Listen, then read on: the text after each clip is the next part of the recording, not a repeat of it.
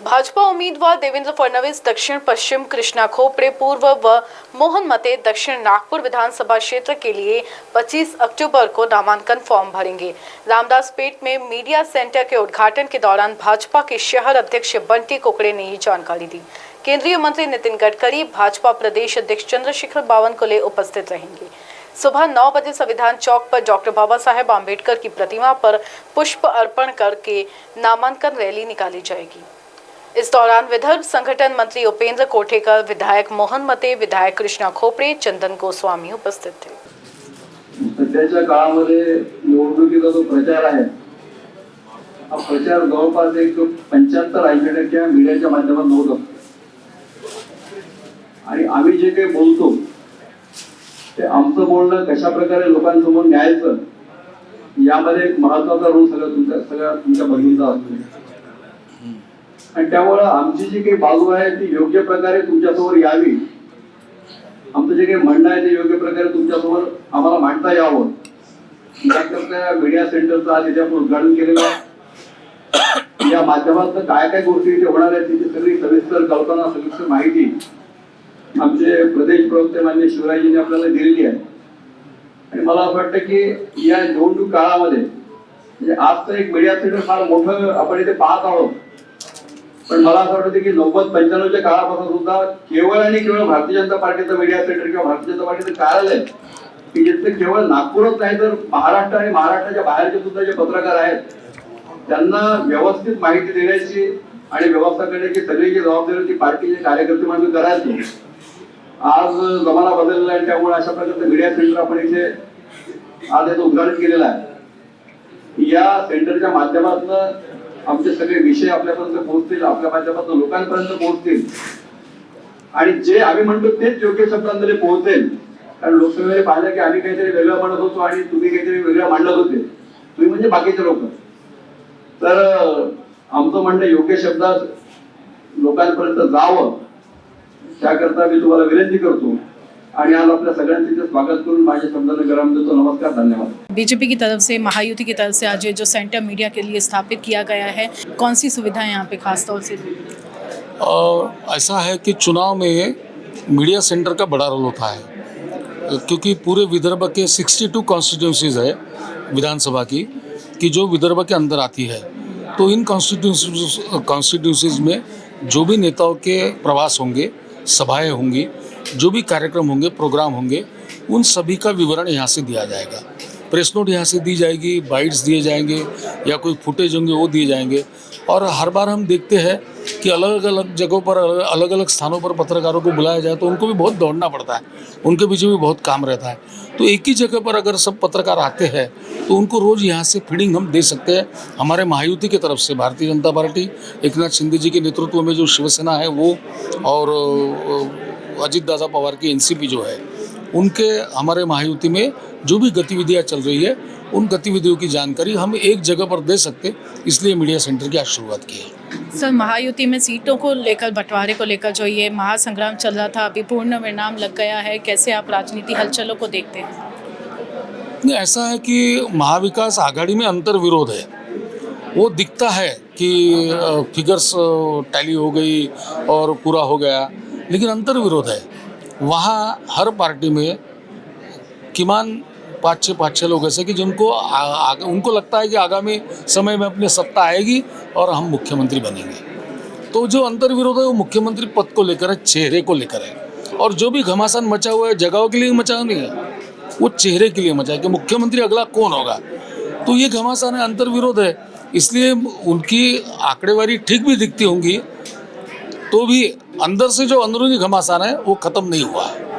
Sir, उप मुख्यमंत्री देवेंद्र फडणवीस जी फिर एक बार दक्षिण पश्चिम सीट से चुनाव लड़ रहे हैं, क्या लगता है आपको इस बार बीजेपी को राष्ट्रीय अध्यक्ष नागपुर से मिल सकता है? नहीं, आपने सवाल जो पूछा कि देवेंद्र जी नागपुर से चुनाव लड़ रहे हैं, वो उनके ही कॉन्स्टिट्यूंसी से चुनाव लड़ रहे हैं और वहाँ से वो बहुत आसानी से जीत कर आएंगे और उनकी लोकप्रियता भी है, उन्होंने किए हुए काम भी है और नागपुर की जनता उनके ऊपर प्रेम भी करती है। जैसे नितिन जी पर प्रेम करती है वैसे देवेंद्र जी पर भी प्रेम करती है। ये दोनों नेता नागपुर के लाडले नेता, विदर्भ के लाडले नेता है, तो ये नागपुरकरों के लिए गौरव की बात है कि महाराष्ट्र का इतना बड़ा नेता नागपुर से चुनाव लड़ रहा है तो नागपुर के लोग तो उनको अपनी पहली पसंद उनको देंगे। अब रही दूसरी बात राष्ट्रीय अध्यक्ष की बात, तो देवेंद्र जी खुद बताते हैं कि भारतीय जनता पार्टी मेरे ऊपर जो भी जिम्मेदारी देंगे वो जिम्मेदारी मैं स्वीकारूंगा। उन्होंने कहा कि महाराष्ट्र में संभालो तो मैं महाराष्ट्र संभालूंगा, वो बोलेंगे केंद्र में आओ तो मैं केंद्र में आऊँगा, अगर वो बोलेंगे कि मुझे नागपुर जाके काम करा तो मैं नागपुर जाके काम करूँगा। तो इतनी अच्छी सोच रखने वाले और पार्टी को समर्पित व्यक्तित्व देवेंद्र जी है। तो देवेंद्र जी के बारे में ये हम जैसे कार्यकर्ता ने बोलना ठीक नहीं है।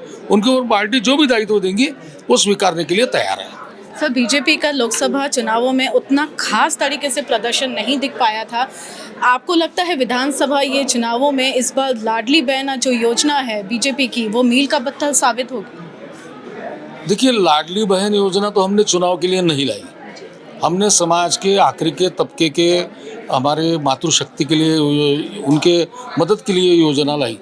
लेकिन वो योजना कितनी अच्छी है, ये जिस तरह से झल्लाट कांग्रेस की हो रही, जिस तरह से झल्लाट महाविकास आघाड़ी की हो रही, उबाटा की हो रही। संजय राउत रोज लाडली बहना पर बोलते हैं, कांग्रेस के नेता लाडली बहना के खिलाफ कोर्ट में जाते हैं। तो उनका जो रवैया लाडली बहना के प्रति दिख रहा है, तो उससे हमको लग रहा है कि लाडली बहना लोगों को बहुत पसंद आई है और हमारी जितनी भी महिलाएं, हमारे भगिनियाँ हैं, हमारी बहनें हैं, वो सभी इसके ऊपर खुश है। ऐसा उनके रवैया से हमको जरूर लग रहा है, लेकिन हमने काम अच्छा किया है। सर, पत्रवार्ता में भी आपने मुद्दा उठाया था लाडली बहना का, किस तरह से ये लोग बीच में प्रतिरोध ला रहे हैं, नहीं बढ़ने दिए जा रहे हैं लाडली बहना को, योजना को उत्साहपूर्वक तरीके से, क्या बताएं? नहीं, ऐसा है कि लाडली बहन योजना को रोक नहीं सकते, उनके हाथ में नहीं है। और सरकार फिर से आएंगे और सरकार आने के बाद एकनाथ जी शिंदे ने फिर से बताया कल मुख्यमंत्री जी ने कि अगर हमारी सरकार बनती है तो हम 500 रुपये और बढ़ा देंगे और ज़्यादा भी बढ़ाएंगे। लेकिन वो रोक नहीं सकते, लेकिन उनका प्रयास ये है कि कैसे भी किया जाए लाडली बहन योजना को बदनाम किया जाए। तो लाडली बहन योजना को बदनाम करने के लिए क्या क्या तरीके हो सकते हैं? पहले तो कांग्रेस के वरिष्ठ नेता विदर्भ के वो कोर्ट में गए कि इस ये योजना पे स्टे लाइए, ये योजना को बंद करिए। कुछ महाविकास आघाड़ी के कार्यकर्ताओं ने झूठे फॉर्म दाखिल किए, महिलाओं से बहनों से अर्जी लिए और वो झूठे भर के दिए कि उनको ना मिले, योजना ना मिले।